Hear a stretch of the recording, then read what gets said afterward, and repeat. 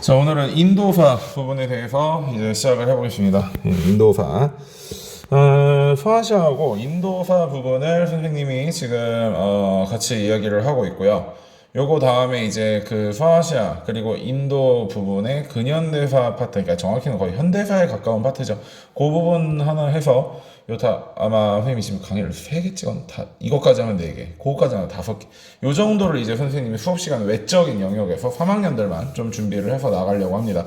3학년 여러분들이 사실 너무 열심히 해줘서 중간고사 부분에서도 뭐 일단 갈라지기는 했지만 특히 이제 또 수능을 준비하는 친구들도 분명히 있고, 그다음에 아무래도 이제 그 1학기 시험 자체가 좀 2차 고사가 워낙 지금 오늘 이걸 찍는 날이 지금 여러분들은 뭐 하고 있는 거냐면 영어 그거 하고 있는 날이거든요.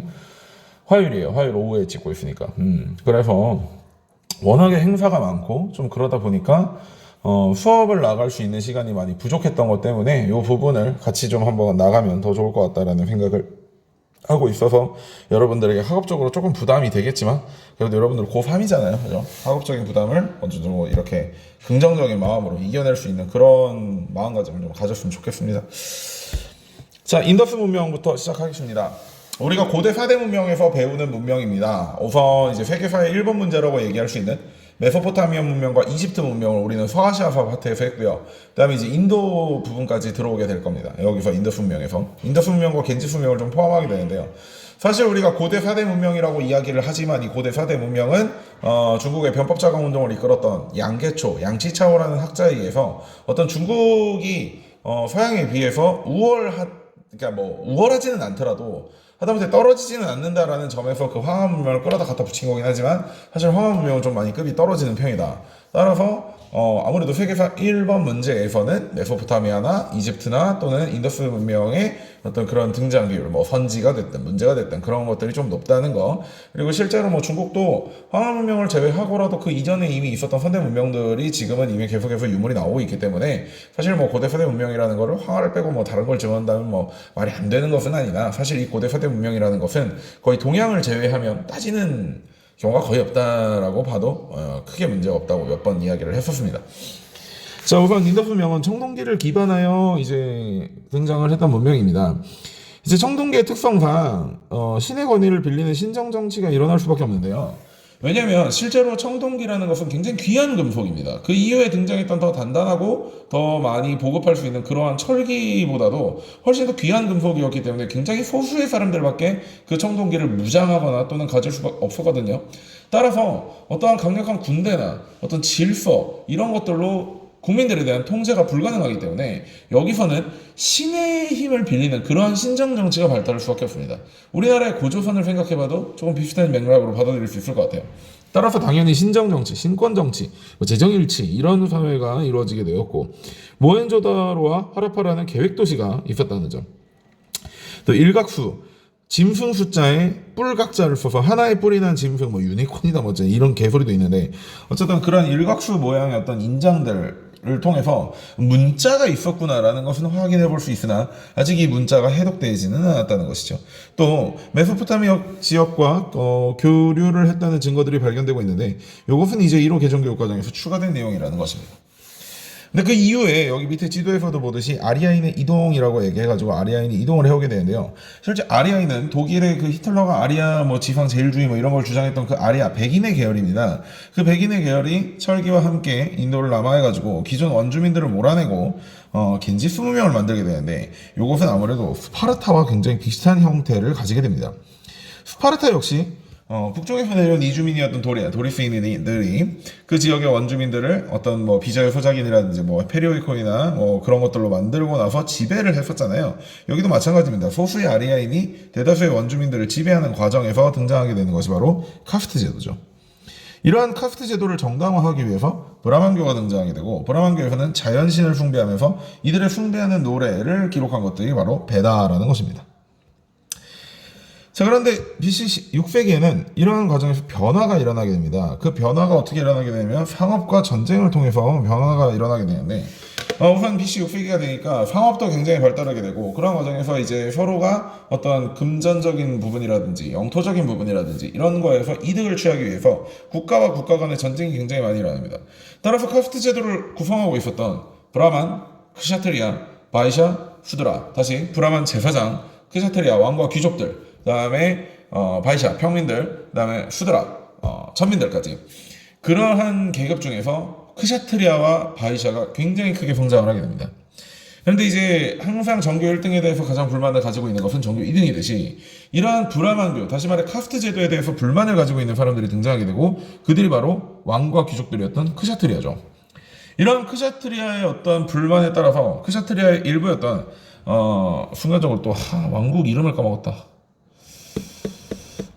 이제 선생님이 뭐 31 먹고 이런 소리를 하면 안 되지만 나이가 먹었나? 뭐 왕 이름 뭐였지? 하여튼 샤카무니는 어떤 국가의 왕자였거든요. 국가의 왕자였으니까 신분은 당연히 이제 그 크샤트리아죠. 크샤트리아 신분의 석가모니가 불교를 만들게 되고 또 불교와 비슷한 종교로서 자이나교도 등장을 하게 됩니다.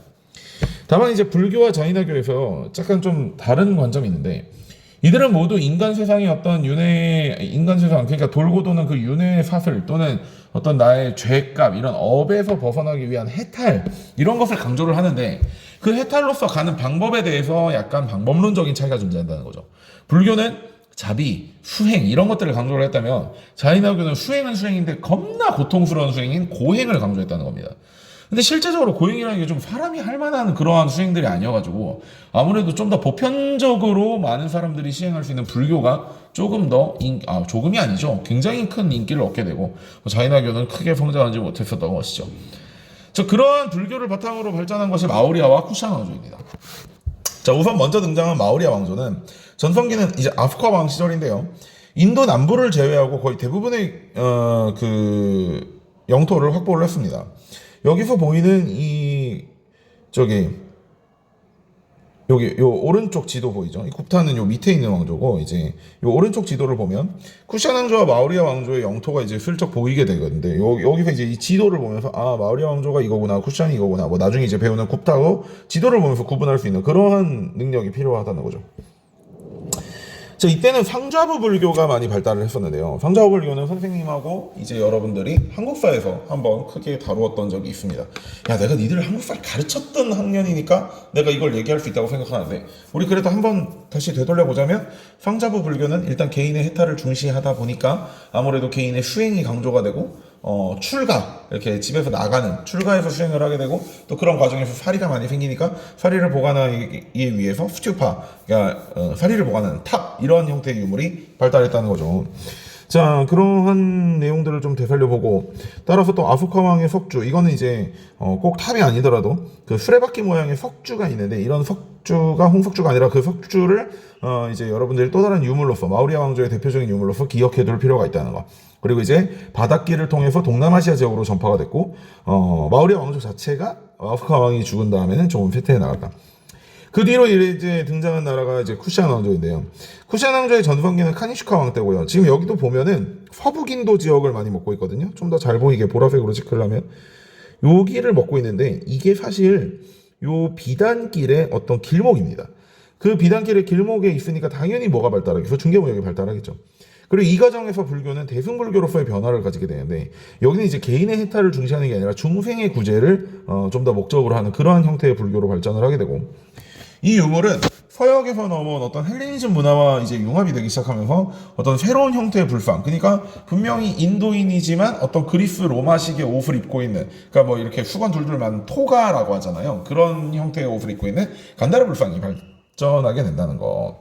자, 그래서 이들은 이제 여기 있는 이 비단길, 여기가 이제 비단길의 길목이라고 했잖아. 이 비단길을 통해서 동북아시아 지역으로 전파가 돼서 우리가 알고 있는 이제 한중일 이쪽 지역에 이제 대승불교가 들어오게 되는 그러한 계기가 되는 것입니다.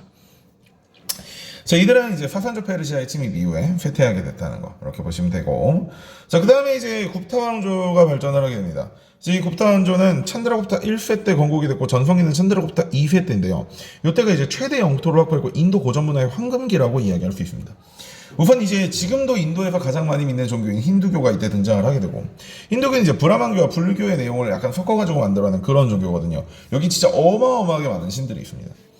그리고 이 힌두교 교리가 4분의 3을 차지하는 만우법전이라는 그러한 어떤 새로운 법전이 등장하게 되고, 또 카스트 제도가 완전히 사회에 정착해서 어떤 직업의 세습이 일어나는 그런 형태의 어떤 신분 제도로서 발전을 하게 됩니다. 불교가 당시 쇠퇴를 하고 있었지만 완전히 불교가 금지되거나 또는 뭐 불교가 완전히 없어졌다 그런 것보다는 민중의 종교는 힌두교가 되었고, 불교는 나름대로 이제 어떤 느낌일까요? 조금 이렇게 이론에 대한 연구, 뭐 교리에 대한 연구, 그런 식의 어떤 구법승들이 많이 찾아오는 그런 형태의 종교가 됩니다. 그러니까 어떤 학문으로서 종교로 발전했다고 보면은 조금 더 이해가 쉬울 것 같다는 생각도 들어요.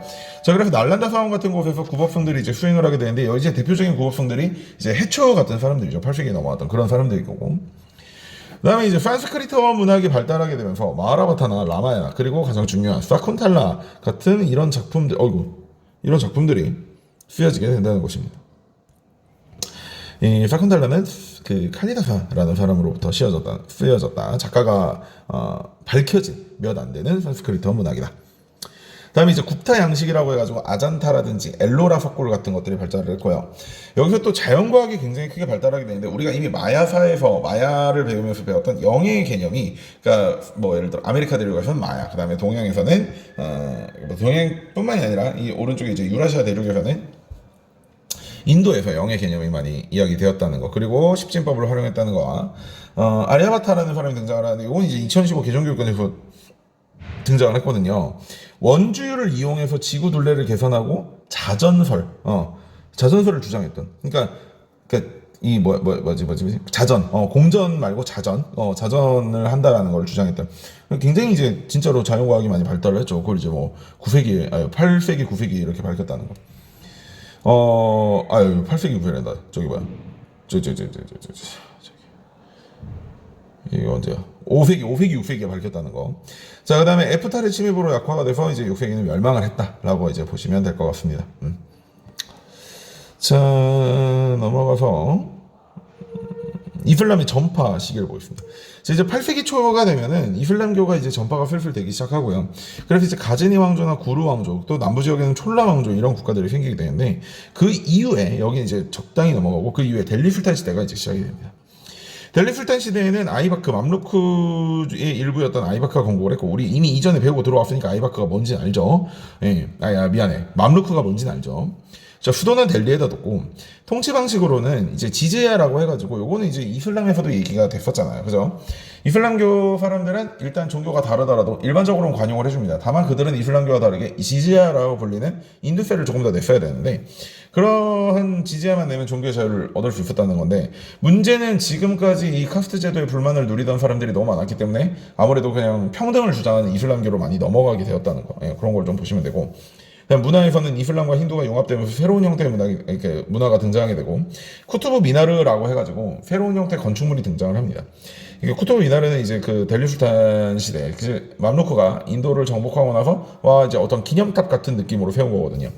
사실 그래서 서아시아에서 많이 등장하는 어떤 건축물 3대장으로서 선생님 밑에서는 술탄 아흐메드 모스크, 블루 모스크, 그다음 쿠투브 미나르, 델리 술탄 왕조의 어떤 기념탑 같은 거, 그다음에 구루 아미르라고 해서 티무르 왕조의 티무르의 무덤이라고 불리는 그런 것들이 이제 주로 많이 등장하는 문화사에서의 내용들입니다.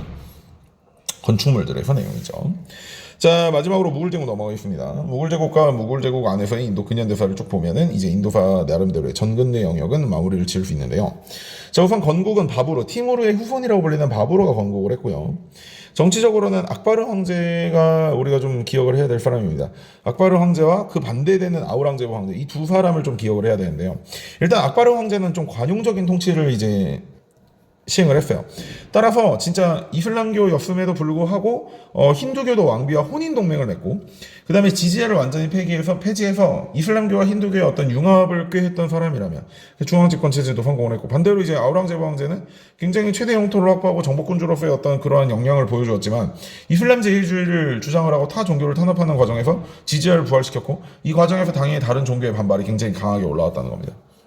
물론 이제 악바르 황제와 아우랑제브 사이에 타지마할을 세웠던 샤자인데, 그 샤자는 좀 뒤에 가서 배우고, 그러나 이렇게 잘 나가던 무굴 제국도 이제 쇠퇴를 하게 되는데, 이제 아까 말했듯이 그 이슬람교를 제외한 다른 종교들을 탄압하는 과정에서 뭐 마라타 동맹, 힌두교도들의 반란이라든지 또는 시크교도들의 반란이었던 시크교도의 난, 이런 것들이 일어나게 되고, 또 대항해 시대를 통해서 이제 각각의 지역의 식민지를 만들기 시작했던 영국과 프랑스가 인도의 해안가를 침입하게 되면서 굉장히 외세로부터의 침입이 강해지면서 쇠퇴를 하게 되는 것입니다. 문화를 살펴보면 힌두 또는 인도 이슬람 문화, 그러니까 힌두 이슬람 문화 또는 인도 이슬람 문화라는 표현을 쓰게 되는데요. 우선 첫 번째로 이제 타지마할이죠. 아까 말했던 그 악바르 황제와 아우랑제브 황제 사이에 있던 샤자한이라는 황제가 있는데, 샤라는 말이 어쨌든 뭐 페르시아어로 황제라는 뜻이니까요. 그 샤자한의 왕비였던 뭄타즈 마할이 죽고 나서 이를 추모하기 위해서 타지마할을 세워줍니다. 이슬을 돔 같은 것을 보면 이슬람의 영향을 많이 받았고, 또 타지마할 내부에 장식되어 있는 그런 무늬들을 보면 어떤 힌두교의 영향을 많이 받았다는 걸 알 수 있거든요. 종소리 더럽게 길어. 자, 그리고 무굴 제국의 문화는 공용어로서는 페르시아어가 쓰였지만, 그 국가나 뭐 어떤 국가의 공문서나 뭐 왕가들의 이야기나 이런 거에서는 페르시아어가 쓰였지만, 실제 사람들의 일상어는 우르드어라고 해가지고 인도와 페르시아어가 약간 혼합된 그러한 언어가 쓰였다는 거. 그 다음에 이제 이때 또 시크교가 등장을 하게 되는데, 나나크라는 사람이 등장을 하게 되고, 이슬람교의 영향을 받아서 우상숭배를 금지하게 되고, 카스티즈에 대한 신분차별을 반대하는 그런 형태의 새로운 종교가 생깁니다. 그 다음에 이제 무굴 회화라고 그래가지고 페르시아에 있는 어떤 굉장히 세밀하게 그리는 그런 그림과 인도의 양식이 합쳐진 무굴 회화라는 새로운 그림 형태의 그림 그리는 기법의 형태가 등장하게 된다는 것. 자, 그리고 이제 근현대사, 솔직히 말하면 우리로 얘기하자면 어떤 개화기 때 이제 그 개항과 어떤 국가의 국권을 뺏겨나가는 그런 일제강점기 그런 느낌으로 받아들이면 되는데요. 우선 플라시 전투라고 해가지고 영국과 프랑스가 인도를 놓고, 인도의 지배권을 놓고 지들끼리 싸웁니다. 그게 이제 플라시 전투고, 이 플라시 전투 이후에 동인도회사가 벵골을 간접 지배하게 되는 그런 형태가 되게 되죠. 우리가 이 플라시 전투를 또 어디서 같이 연계해가지고 보면 되냐면요. 여기 절대왕정 시절에 가면 요거 기억나요? 요거 식민지 쟁탈 전쟁. 북아메리카와 인도에서 일어난 식민지 쟁탈 전쟁. 그게 이제 플라시 전투입니다. 자, 그래서 플라시 전투에서 영국이 승리를 하게 되면서 영국의 그 거의 초회사급 회사였던 동인도 회사가 인도의 벵골 지역을 간접 지배하게 되고요. 그 이후에 이러한 것들을 조금 뭐라고 해야 될까요? 좀 어떤 저항운동, 계몽운동 이런 느낌으로, 우리나라를 얘기하자면 계몽운동 이런 느낌으로 브라마 사마지 운동이라고 해서 람모한 로이가 주도했던 어떤 그런 새로운 운동이 등장하게 되는데, 이건 이제 순수한 힌두교로 돌아가자. 그래서 사티 제도 같이 이렇게 뭐 외국인들, 그리고 일반적인 눈으로 봐도 뭔가 굉장히 후진적이고, 이게 사티가 뭐냐면 남편이 죽으면 여자를 같이 화형을 시켜버리는 그런 제도였어요. 그러한 사티 제도 같은 거는 잘못된 제도를 폐지하자, 이런 형태의 새로운 운동이 등장을 하는데, 그게 이제 브라마 사마지 운동이고요. 자, 그게 세포이 항쟁이 일어나는데, 세포이라는 것은 동인도 회사가 인도를 다스리기 위해서 고용했던 인도인 용병들입니다. 그런데 인도인이라면 대부분의 경우 힌두교도와 이슬람교도를 믿고 있는데, 당시 이들에게 새로 지급됐던 엔필드 소총이라는 게 신형 소총이긴 했지만 탄약을 장전하는 과정에 있어서 탄알 주머니를 입으로 물어뜯고 이제 탄알을 부어서 장전을 해야 되는데, 문제는 그 물어뜯는 탄약 주머니에다가 돼지기름이나 소기름을 발라놨다는 그런 소문이 도는 겁니다. 힌두교도에서는 소를 신성시했고 이슬람교도에서는 돼지를 부정시했기 때문에 둘 다 일단 입에 들어간 게 소기름이나 돼지기름 이러면 안 되는 거거든. 그래서 이게 어떤 종교적 탄압의 그걸로 변질이 돼요. 실제로 거기다 기름을 발라야만, 그러니까 원활하게 이렇게 탄피를 뜯어가지고 장전을 할 수 있는 그런 형태이기 때문에 기름을 바른 건데도, 이게 어떤 종교적 탄압의 어떤 그러한 구실로 이제 그 세포이들이 받아들이게 되면서 세포의 반란이 일어나게 되는데, 이 과정에서, 이 세포의 반란을 진압하는 과정에서 더 이상 영국 본국에서는 더 이상 동인도 회사에게 인도의 통치를 맡기면 안 되겠다라고 해서 실제 인도 통치 개선법 이후에 영국의 여왕 또는 왕이 직접적으로 인도를 통치하는 그런 형태로 바꿔놓습니다.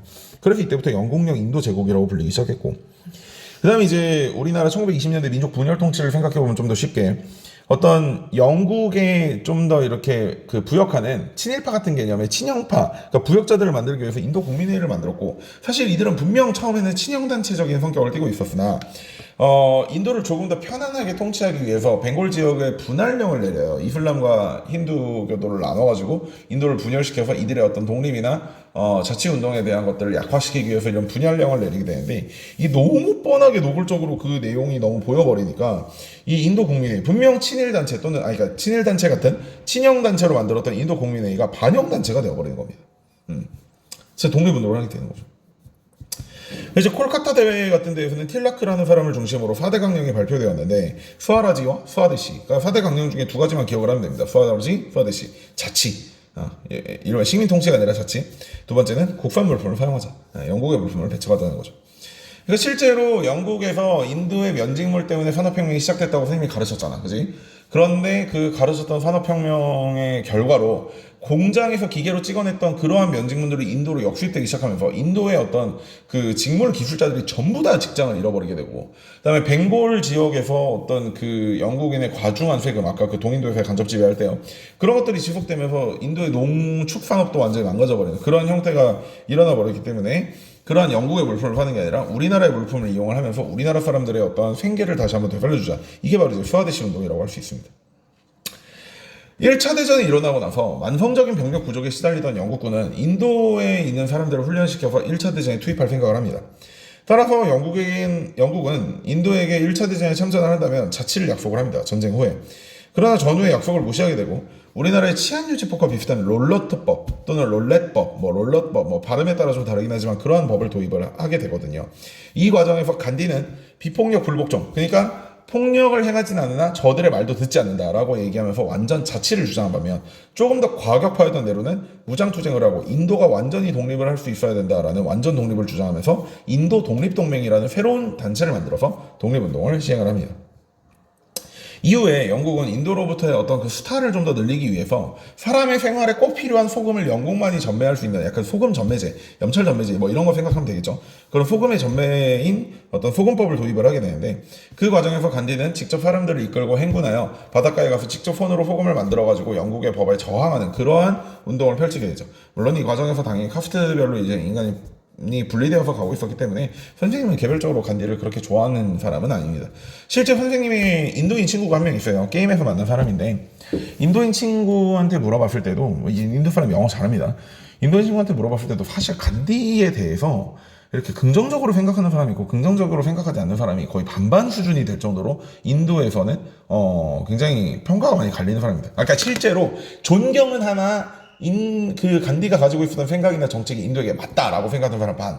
그러니까 독립에 큰 영향을 미치고 역할을 한 건 맞지만 그의 상상 자체는 조금 문제가 있었다라고 생각하는 사람이 반, 이렇게 좀 거의 반반이라고 얘기를 하더라고.